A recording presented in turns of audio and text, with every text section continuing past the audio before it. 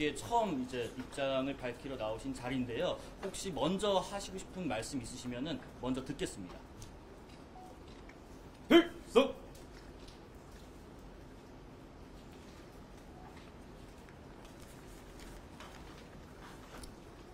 저는 전 해병대 수사단장 박정훈 대령입니다.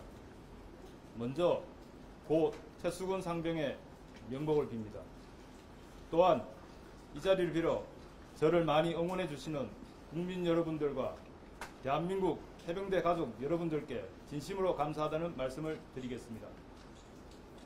저는 정치도 모르고 정부적 판단도 알지 못합니다. 다만 최수근 상병의 시신 앞에서 너희 죽음에 억울함이 남지 않도록 철저히 조사하고 재발 방지가 되도록 하겠다고 약속하고 다짐하였습니다. 또한 사건 발생 초기 윤석열 대통령께서 엄정하고 철저하게 수사하여 이러한 일이 재발하지 않도록 하라고 지시하셨고, 장례식장에서 여야 국회의원 및 국방부 장관마저도 유가족에게 철저한 진상을 규명하여 엄정하게 처벌되도록 하겠다고 약속하는 모습을 제 두 눈으로 똑똑히 지켜보았습니다. 도대체 왜, 무엇 때문에 젊은 해병이 죽어야만 하는가? 도대체 누가 이 죽음에 책임을 있는가? 저는 제가 할 수 있는 수사에 최선을 다했고, 그 결과를 해병대 사령관, 해군 참모총장, 국방부 장관께 대면해서 직접 보고하였습니다. 그런데 알 수 없는 이유로 국방부 법무관리관으로부터 수차례 수사 외압과 부당한 지시를 받았고, 저는 단호히 거절하였습니다. 저는 제가 오늘 왜 이 자리에까지 와 있는지 모르겠습니다. 하지만 다시 그 순간으로 돌아간다고 해도 똑같은 결정을 하였을 것입니다. 대한민국 해병대는 충성과 정의를 목숨처럼 생각하고 있습니다. 저는 해병대 정신을 실천했을 뿐입니다. 오늘 저는 국방부 검찰단의 수사를 명백히 거부합니다.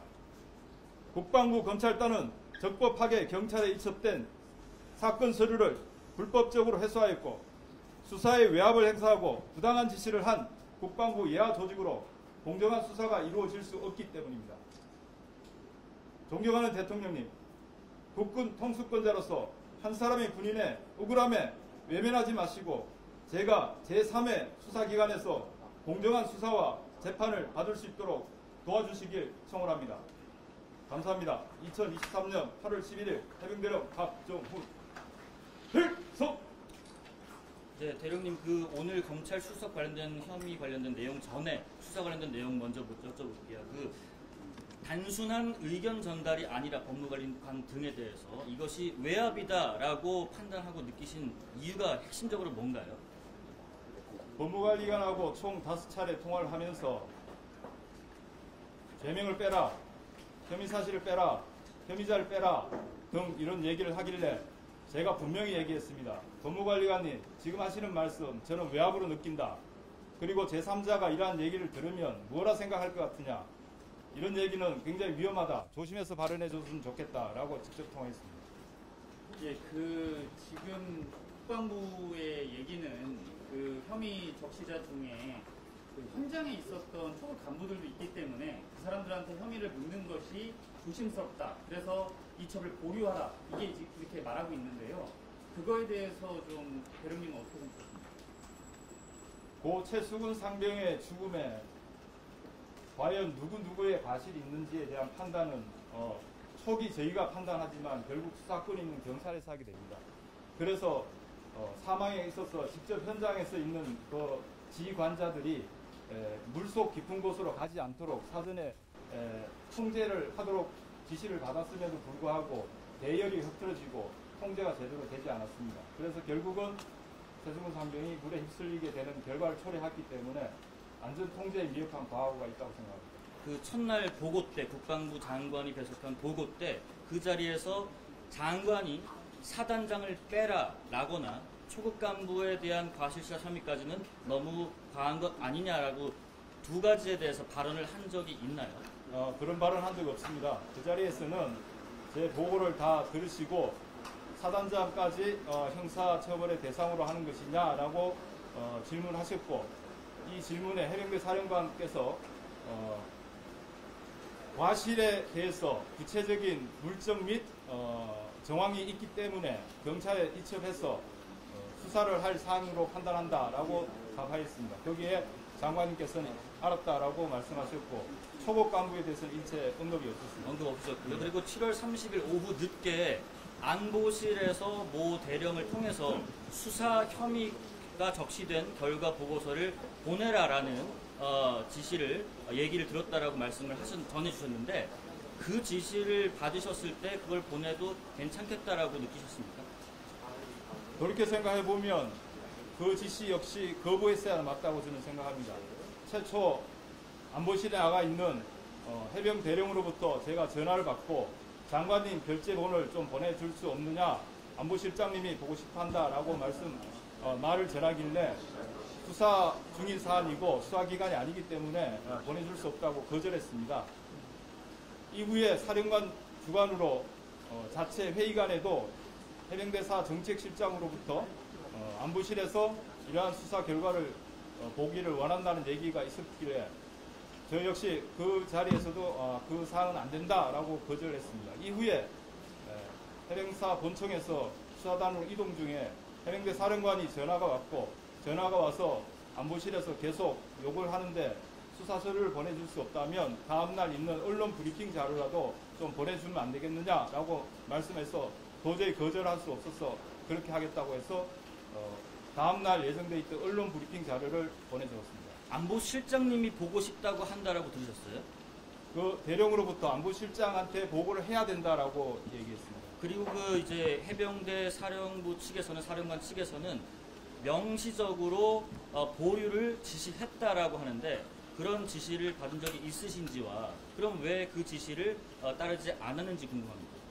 저는 해병대 사령관님의 명을 생명처럼 생각합니다. 사령관님께서는 명시적으로 보류하라는 지시를 하신 적이 없습니다. 7월 31일 오후부터 다음날 8월 1일 오전 오후 저녁까지 계속된 회의가 있었습니다. 국방부로부터의 이러한 외압에 대해서 도대체 어떻게 하면 좋겠느냐라는 회의가 계속 있었고 그 회의에 제가 국방부에서 원하는 대로 했을 때 해병대에서 우려되는 사항들은 다음과 같다고 요약을 해서 또 추가 보고까지 했습니다.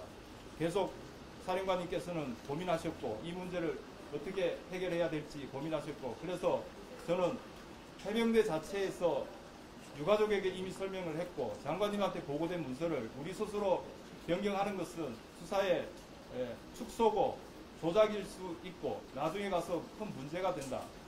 해병대가 정직한 군이라는 이미지에 큰 손상이 되기 때문에 하루빨리 국방부 조사본부로 올리는 그 건의들에서 국방부에서 재검토해서 그 결과를 경찰로 이첩하면 좋겠다라고 건의를 드렸습니다. 만약에 그것이 되지 않는다면 빨리 경찰로 이첩하는 것만이 우리 해병대가 정직한 조직으로 군으로 남을 수 있는 유일한 길이라고 계속 건의드렸고 논의하는 시간이었습니다. 그리고 당일날 사건 이첩되는 당일날 8월 2일 오전에도 마찬가지 이첩 전에 직접 제가 사령관실에 들어가서 사령관님 지금 이첩을 위해서 이동 중에 있습니다. 그 전날에 벌써 10시 30분에 이첩한다는 사실에 대해서는 여러 차례 보고가 돼 있었기 때문에 사령관은 이미 알고 있었고 그 당일날 10시 30분 이전에 제가 들어갔습니다. 10시에 들어가서 이동 중에 있습니다 라고 했고 사령관은 여러 가지 말을 나누다가 결론적으로 알았다라고 했습니다. 알았다라고 해서 저는 나왔고 당일날 10시 51분에 사령관이 급하게 다시 전화 와서 이첩하는 걸 멈춰라. 그래서 벌써 이첩 중이기 때문에 죄송합니다. 하지만 바로 전화를 하겠습니다 해서 제가 중수대장한테 전화를 해서 이첩 중인 일광수대장한테 연락을 취했는데 그때는 이미 이첩 중이었기 때문에 연락이 되지 않았습니다. 결론적으로 저는 해병대 사령관으로부터 이첩을 보류하라는 명시적이고 알 수 있는 명확한 그런 지시는 받은 사실이 없습니다. 그리고 일각에서는 수사가 아니라 사실관계에 대해서만 적어서 경찰에 넘기면 되는 거 아닌가? 왜 조사가 아니라 수사까지 했느냐는 얘기도 있어요. 그 부분은 사건 발생 처음부터 관할 경북지방청과 협의된 사항이 군내에 일어난 사망사고이기 때문에 초동 수사를 해서 입설해주기를 서로 협의가 된 사항이었고, 마찬가지로 이 상황이 최초에는 익사사고로 봤으나 조사를 하다 보니까 최수근 해병은 물에 들어가면 안 되는 그런 상황이었는데 물에 들어가게 되었습니다. 그러면 과연 누구의 지시에 의해서 어떠한 이유로 얘가 물에 들어갔는지를 확인해 보니까 거기에 일부 과실 있는 사람들이 식별이 됐고, 관련 법령에 보면 안전사고의 경우에는 명백히 과실 치사의 혐의가 있는 경우에 경찰에 이첩하도록 되어 있습니다. 그렇다면 명백한 과실이 혐의가 있는지 없는지에 대해서는 당연히 저희 초동수사에서 밝혀서 확인된 사실들을 적시해서 경찰에 이첩을 하면 경찰은 수사권이 있기 때문에 그것에 기속되지 않고 다시 판단할 수 있는 것입니다. 결론적으로 경찰과 사전에 협의됐고 관련 법령에 따라서 저희는 초동수사를 하게 됐습니다. 그리고 오늘 그 군 검찰단 건물 앞까지 오셨지만은 들어가시지는 않을 걸로 알고 있어요. 그 출석을 불응하시겠다는 건데 왜 그래야 합니까? 제가 서두에 말씀드렸다시피 국방부 검찰단은 적법하게 이첩된 경찰에서 수령한 수사 서류를 불법적으로 다시 가지고 왔습니다. 도대체 왜 수사 서류를 다시 가지고 와야 되는지 저는 이해할 수가 없습니다. 또한 국방부 검찰단은 현재 제가 외압으로 받았던 국방부 예하 조직이기 때문에 국방부 검찰단에서 저를 공정하고 투명하게 수사할 수 있을 거라고 기대하지 않습니다. 따라서 저는 국방부 검찰단의 수사를 공식적으로 거부하는 것이고, 대통령님께 간절히 원하는 것이 제3의 기관에서 저를 공정하고 투명하게 이 사실에 대해서 실체적인 진실을 밝혀주시기를 간절히 간구하는 바입니다. 초급 간부까지 과실치사 혐의를 적용하는 것 좀 과하지 않냐는 일부 의견에 대해서는 어떻게 생각하세요? 최초에는 초급 간부에 대해서는 관심이 없었습니다. 국방부에서는 전혀 관심이 없다가 어느 순간에 언론에 여러 가지 내용들을 보고 다시 이제 초급 간부를 언급하고 있는데, 처음부터 그러한 마음이었으면 과연 그 죽은 최수근처럼 우리 장병들이 그 위험한 폭우가 와서 인명이 실종되고 가옥이 침수된 현장에서 집을 복구하는 것도 아니고 물가에 간다는데 구명조끼는 둘째치고 안전로프나 튜브라든지 구비해야 되는 게 맞지 않겠습니까? 그래서 정말 우리 지휘부들이 우리 장병들을 대하는 태도가 수단이나 도구가 아니라 내 자식 같고 진짜 전우처럼 됐으면 좋겠습니다.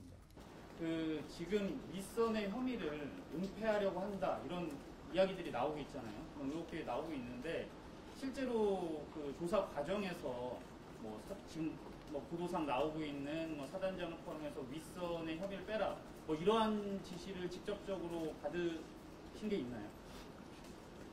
사단장을 직접적으로 빼라고 지시받은 건 없습니다. 다만 국방부 관리관으로부터 어떤 대화가 있었냐면 국방부 법무관리관이 저에게 이 사건에 대해서 직접적인 과실이 있는 사람을 한정하면 좋겠다라고 하길래 제가 직접적인 과실이 있는 사람이라고 하면 물에 들어가라고 한 대대장 이하를 이야기하느냐라고 되물었고, 거기에 법무관리관은 그렇다라고 하길래 저는 이 사망 사건의 협의의 과실로 보는 것은 나는 맞지 않다고 생각한다. 왜냐하면 사단장이나 여단장도 충분히 이 사망에 직간접적으로 과실의 혐의가 있는 것이 수사 결과 확인이 되었고, 그러면 광의의 과실로 봐서 충분히 경찰에서 합리적인 판단과 수사를 할 수 있도록 그렇게 이첩하면 타당하겠다는 제 의견을 이야기했습니다. 결론적으로 직접적으로 사단장을 빼라는 얘기는 없었지만 직접적인 과실이 있는 사람으로 한정하라는 의미는 사단장을 묵시적으로 빼라는 의미로 저는 느꼈고, 그래서 대화 과정에 계속 대화가 길어지니까 제가 그러면 사단장을 빼라는 얘기냐라고 되물은 적도 있었습니다. 거기에 법무관리관은 답은 하지 않았습니다. 그렇다면 왜 사단장을 빼라고 하는 것 같으세요? 그것은 잘 모르겠습니다. 앞에 제가 말씀드렸다시피 저는 정무적 판단도 모르고 정치도 모르고 오로지 이 사건을 수사함에 있어서 덕과 양심 그리고 최수근 상병만 바라봤기 때문에 왜 그런지는 저는 모르고 알고 싶지도 않습니다. 하지만 그렇게 느꼈다는 말씀이십니까? 예.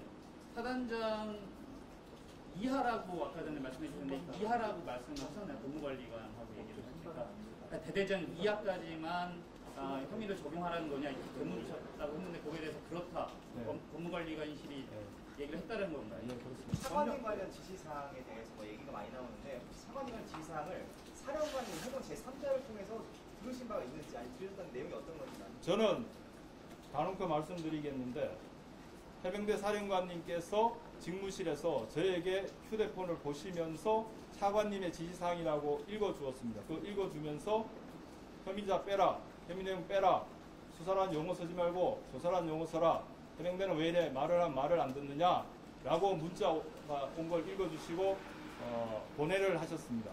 그래서 일각에서는 휴대폰을 차관께서 정보를 제공하셨다고 하는데 그 부분은 아주 명확하게 확인할 수가 있습니다. 해병대 사령관은 휴대폰이 2개입니다. 개인 폰도 있고 직책에 따른 비화폰이 있습니다. 비밀 통화하는 폰.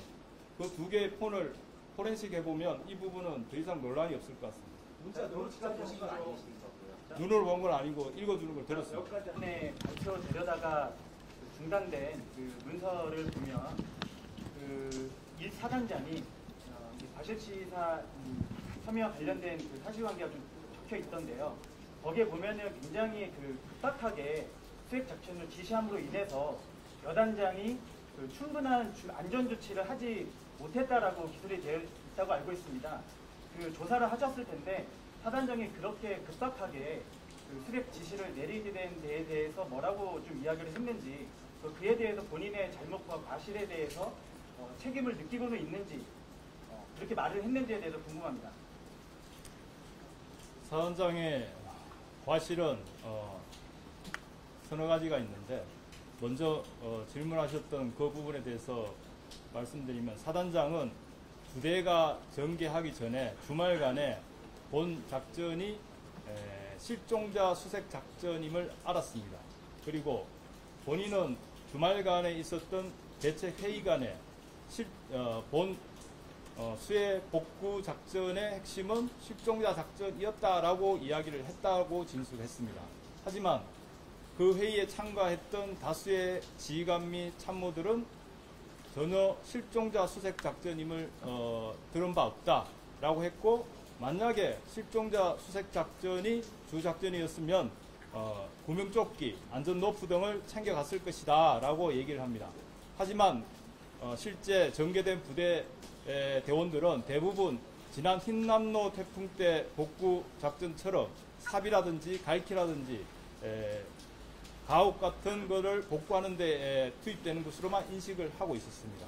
그래서 월요일날 10시경에 부대 전개할 즈음에 이제 최초 사단장이 7여단장한테 본 작전은 실종자 수색 작전이다라고 최초 얘기를 했고 그러다 보니 일단 다양한 부대가 편조해서 전개가 됐습니다. 보병도 있고 사망자가 포함된 포병도 있고 수색도 있고 상장도 있었습니다. 각 부대별로 전개하다 보니까 예천에 다 전개했을 때 실제 간부들이 다음날 아침부터 시행되는 작전이 실종자 수색 작전이면 22시경에 이렇게 전파가 됐습니다.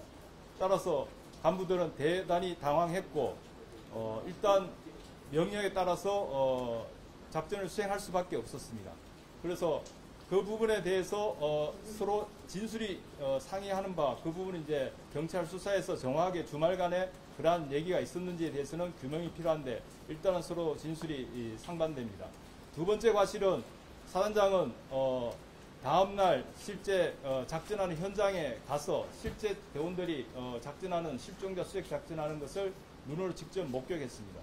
만약에 내 자식이 거기서 물가에서 실종자가 발생된 물가에서 그런 수색 작전을 하고 있다고 생각하면 발이 미끄러질 수도 있는 것이고 물이 더 범람할 수도 있는 것이고 상당히 위험한 요소들이 많기 때문에 당연히 안전 대책은 어떻게 강구하고 있느냐, 무엇은 어떻게 해라, 안전은 어떻게 해라 이렇게 지시 내지 확인하는 것이 제1번의 지휘관의 책무라고 생각합니다. 하지만 이 언론에 보도된 것처럼 복장 통일, 경례 철저, 언론 보도 관련해서 용모를 어떻게 해라 라는 내용들밖에 없습니다. 안전에 대해서는 전혀 지시한 바가 없습니다.